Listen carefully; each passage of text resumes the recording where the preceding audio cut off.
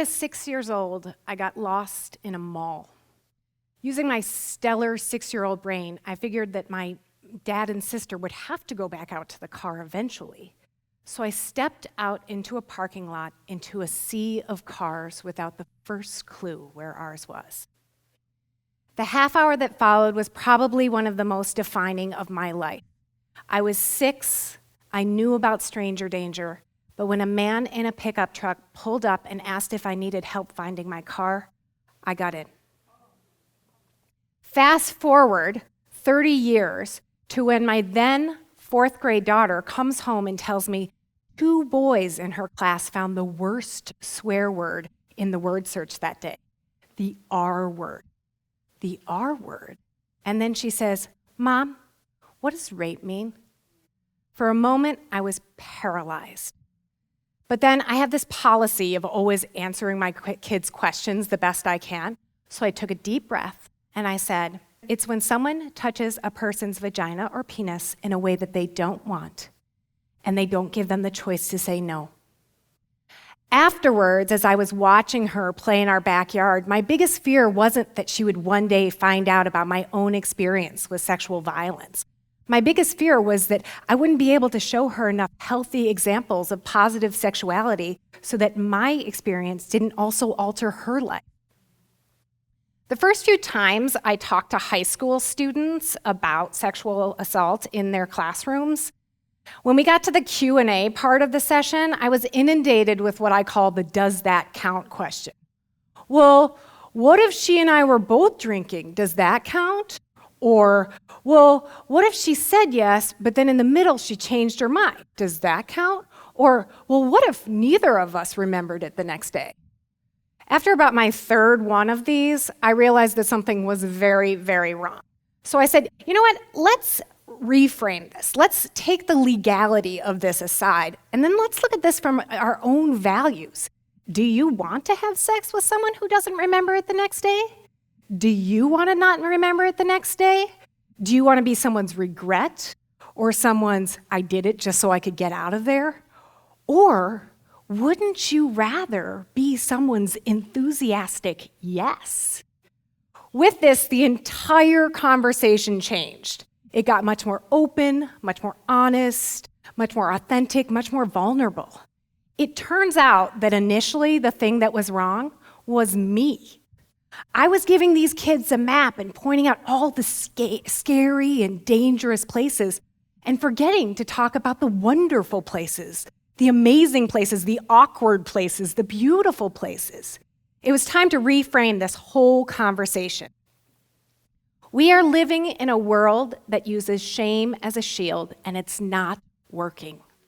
By only talking to our kids about the dangers of sexual violence, we are leaving girls feeling afraid and boys feeling indicted. We need to give our kids the chance to explore their own sexual curiosity, and we need to guide them through this very complicated modern sexual world. We need to try transparency and honesty and non-judgment and vulnerability, but we keep messing this up. We put sex in this category of risky behaviors like vaping and texting while driving and sniffing glue instead of something that many of us do throughout the course of our lifespan. Further, we are failing to give our kids a language around consent. We are not helping them develop a voice to unapologetically own their no and enthusiastically declare their yes. So, how do we do this? Well, the first thing is we need to create an understanding in small children around consent. It needs to start young. It needs to start right away. They need to know about good touch and bad touch. They need to know that their bodies are their own to make decisions about, and they need to know that we are listening to them. So what does this mean? Well, maybe it means that when you bring your child to a big family party, you don't mandate that they hug and kiss every single person in the room. Maybe if they say, "Oh, Aunt Martha wears way too much perfume," you allow that no, you honor it. In schools, if it's not a safety issue, maybe it means that we don't insist on holding hands with the person next to us in a circle? What kind of message are we sending kids if we tell them, your bodies are your own to make a decision about, but you have to hold the next person's hand because that's the nice thing? This is a mixed message, and it's not good for kids. The other thing is we need to give kids the opportunity to say yes. So in my house, that might look like this. Hey, buddy, you look kind of sad. Could you use a hug? Yes, Mom. Yes, yes. Second thing, we need to be advocates for comprehensive sexual education in our schools. That means positive representation of LGBTQI youth. That means information about birth control.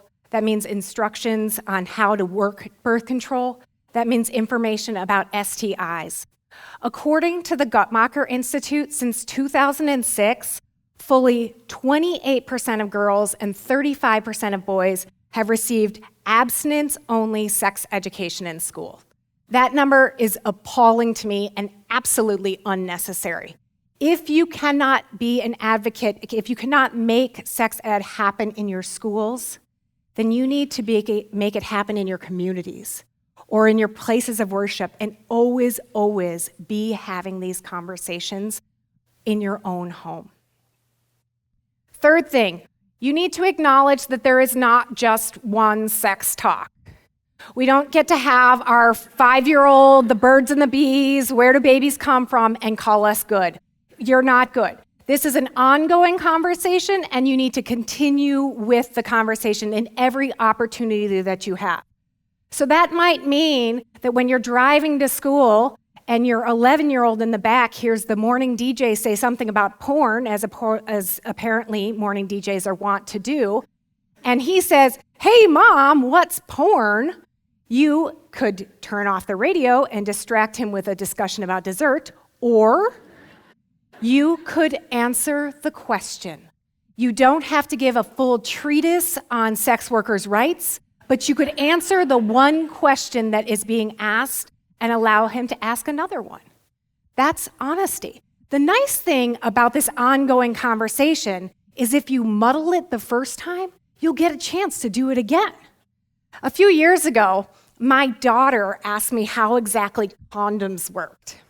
So I got out my pad of paper and my pencil, and I drew this large, awkward cactus-looking thing. And she said, okay, thanks, Mom. And it was a total disaster. I'm the worst drawer ever. I have no art skills at all. So later on, I'm talking to my community of friends about this, and I say, oh yeah, it was such a mess. And they say, Christa, don't you know about the tube sock method? The tube sock method? I did not know about this. Do you all know about the tube sock? Well, here we go. The tube sock method. How to put a condom on. Voila. Fourth thing, we need to be as open and non-judgmental in these conversations with our kids as possible. We need to acknowledge that we are learning too. We are not the captains of the ship who know everything. We are just learning as much as they are. This makes you a person who is safe to talk to. And you want with your kids. You want to be a safe person that they'll talk to. So if they tell you, oh, hey, Mom, I have this crush, instead of assuming a gender bias, say, oh, really? Well, what are they like? What do you like about them? Because you've opened a door.